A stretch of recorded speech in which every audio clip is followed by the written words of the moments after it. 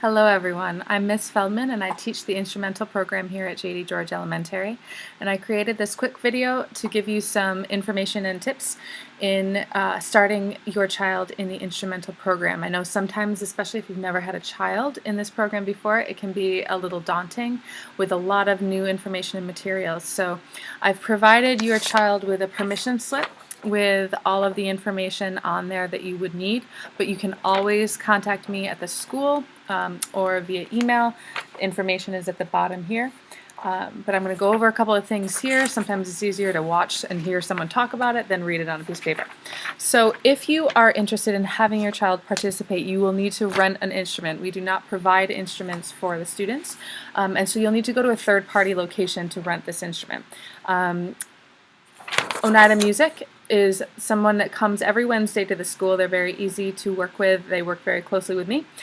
They have a program, and you can read their prices on this sheet. It'll be coming home with your permission slip. I've also included music and arts rental program. They also have different rental contracts, whatever works for you. And Big Apple Music, Gary's Music, there's many places that you can rent instruments from. So whatever works best for you, there's no requirement there. It's just what works best for you.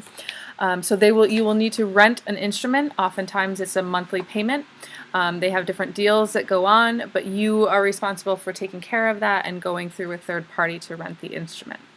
They're also required to have a book. The series that we use is Essential Elements. Up at the top it'll have the instrument name, so it's Essential Elements Book 1. Book 1 has a yellow strip across the top.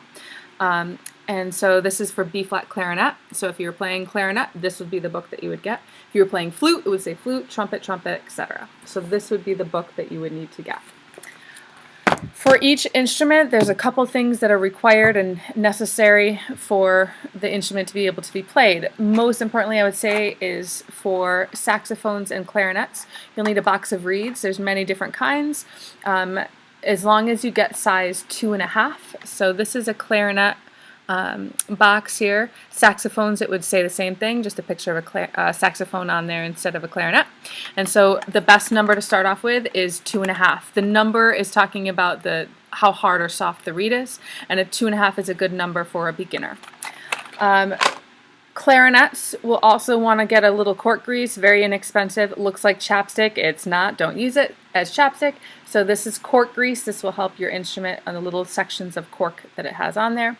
If you are a trumpet, trombone, or baritone, you're going to want to get some version of valve oil. Sometimes there's slide oil, slide grease, etc. But this is a pretty usable and inexpensive version. You'll need a bottle of this.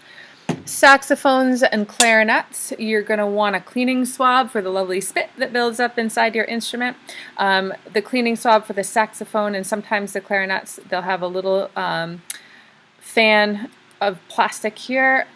Sometimes it's just a cloth. They all look a little bit different. Most of them have a weight at one end, so you can drop it through the instrument and kind of pass it through, and it would pull through and clean out all of your lovely spit.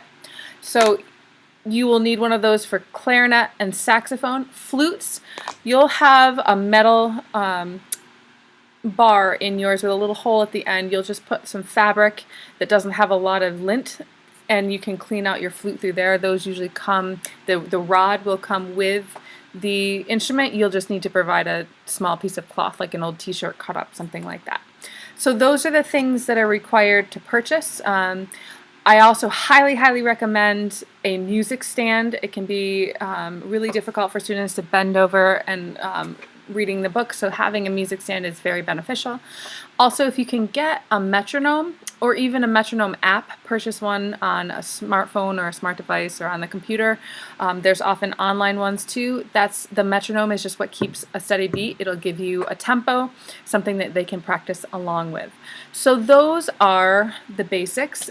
If it's something that you're interested in, your child has chosen the instrument that they would like to play, and that's written at the top of the permission slip.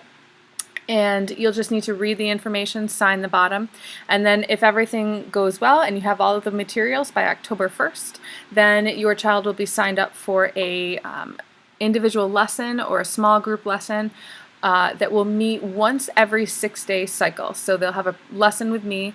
They'll be expected to practice 5 to 7 days a week, 10 to 15 minutes. And they're also responsible for making up the work that they miss from class. And I work very closely with the 4th, 5th, and 6th grade teachers to make sure that the students never miss math class. And so in return, they always make sure that the students can come to their lesson and not miss that part of their day as well. Again, any questions that you have, this is just a basic face-to-face sort of opportunity for you to hear some of the information necessary. But please feel free to contact me. I know this can be very confusing, especially if it's your first child in the instrumental program.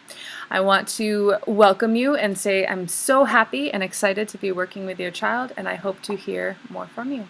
Thank you very much.